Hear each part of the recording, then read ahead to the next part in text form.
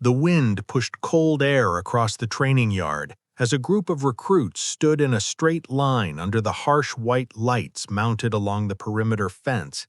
The compound was quiet except for the distant hum of generators and the occasional metallic clank of equipment somewhere beyond the barracks. It was nearly midnight, and the recruits had been standing there for over 20 minutes.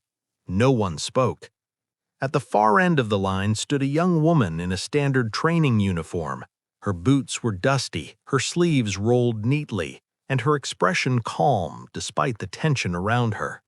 Her name was Elena Vargas. Earlier that evening, an equipment inspection had revealed that several rifles in the unit had been improperly cleaned. The training officer in charge had ordered everyone outside for a surprise discipline check. Unfortunately for Vargas, someone had quietly blamed her. Sergeant Blake Morgan paced slowly in front of the line of recruits. He was a tall man with a harsh voice and the kind of presence that made new soldiers nervous even before he spoke. He stopped directly in front of Vargas. "So," he said loudly, "we have someone here who thinks rules are optional." No one moved. Morgan turned slightly so the rest of the recruits could see her. "You," he said, pointing. Vargas looked straight ahead. "Yes, Sergeant."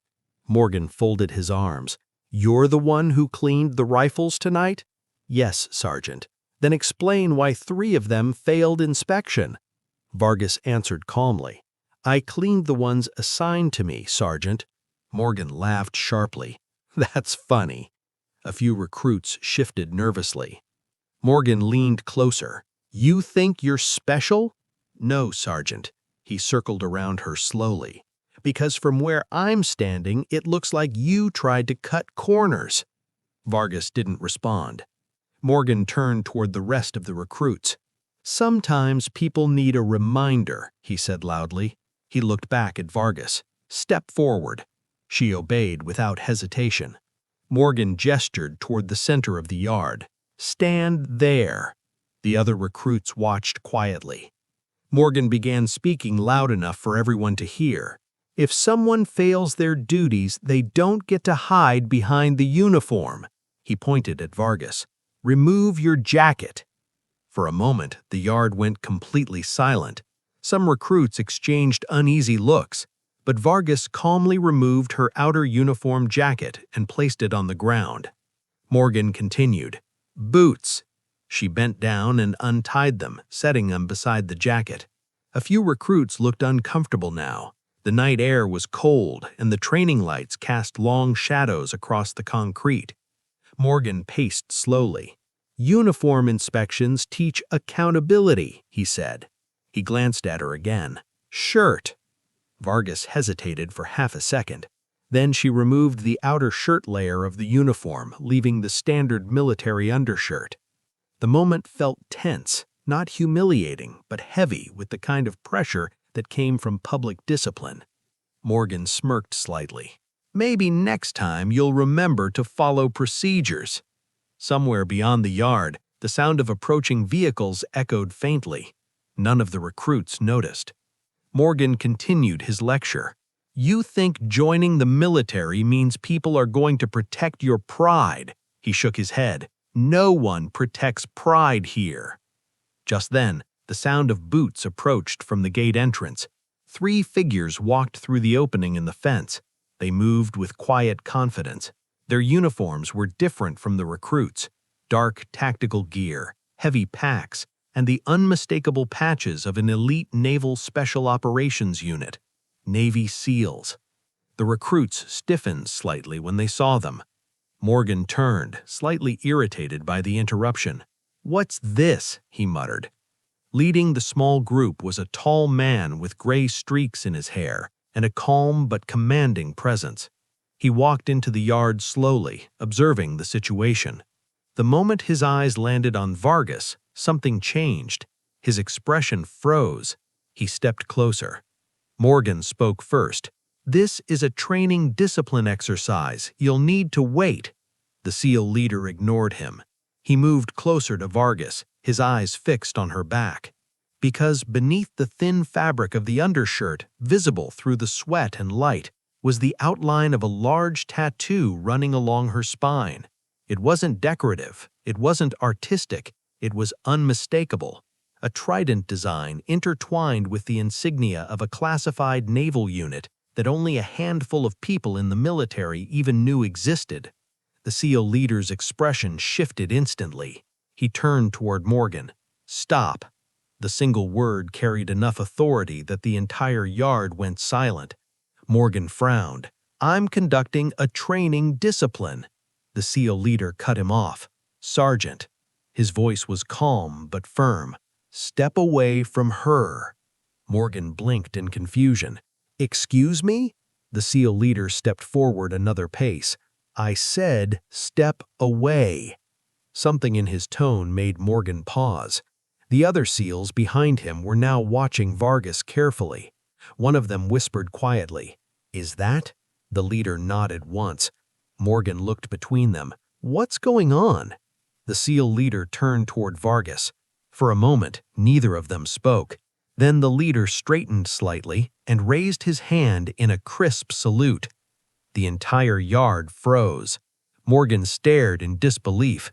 The recruits looked completely stunned. Vargas returned the salute calmly. "At ease," she said quietly. The SEAL leader lowered his hand. Morgan stepped forward again, confused. "Hold on," he pointed toward Vargas. "She's a recruit under my training unit." The SEAL leader looked at him slowly. "No," he said, "she isn't." Morgan frowned. "What are you talking about?" The leader gestured toward the faint outline of the tattoo on her back. "You know what that is?" Morgan shook his head. The SEAL leader looked around the yard. "That insignia belongs to a joint operations unit most people in this base have never heard of." Silence spread across the recruits. Morgan's voice dropped slightly. "Then why is she here?" Vargas finally spoke. "Evaluation assignment." The SEAL leader nodded. "She's been observing training procedures for 3 weeks." Morgan's expression slowly changed from irritation to shock. "You're telling me?" He looked at Vargas again. "She's not a recruit?" The leader shook his head. "Lieutenant Elena Vargas." Morgan stepped back slightly. The recruits stared in disbelief. One of them whispered quietly, "Lieutenant?" The leader continued calmly. "She served in 2 classified operations in the Pacific region." Another SEAL behind him added quietly, "and saved an entire reconnaissance team during a submarine extraction mission." Morgan's mouth opened slightly, but no words came out. The leader turned toward Morgan. "You decided to discipline her without verifying her identity." Morgan suddenly looked extremely uncomfortable. "I didn't have that information." Vargas calmly picked up her uniform shirt from the ground and slipped it back on. The recruits continued watching silently. The SEAL leader spoke again. "There's a reason that insignia exists." Morgan swallowed. "What reason?" The leader's voice was quiet. "Because people who earn it have already been through situations far worse than a training yard lecture." The wind moved across the compound again. Morgan finally nodded slowly. "I see." Vargas finished putting her jacket back on. Then she looked at the recruits. "Training discipline is important," she said calmly, "but so is verifying facts." The recruits stood silently. Morgan rubbed the back of his neck awkwardly. "Lieutenant, I apologize." She nodded once. "No harm done." The SEAL leader turned toward the gate. "Transport's waiting." Vargas picked up her boots and gear. Before leaving, she glanced briefly at the line of recruits. "Remember something," she said quietly. "Rank isn't always written on the outside." Then she walked toward the gate with the SEAL team. The recruits watched silently as they disappeared into the darkness beyond the fence. Morgan stood there for a long moment before turning back to the line. For the first time that night, he seemed unsure what to say, because the recruit he thought he was humiliating had actually been someone far more experienced than anyone standing in that yard.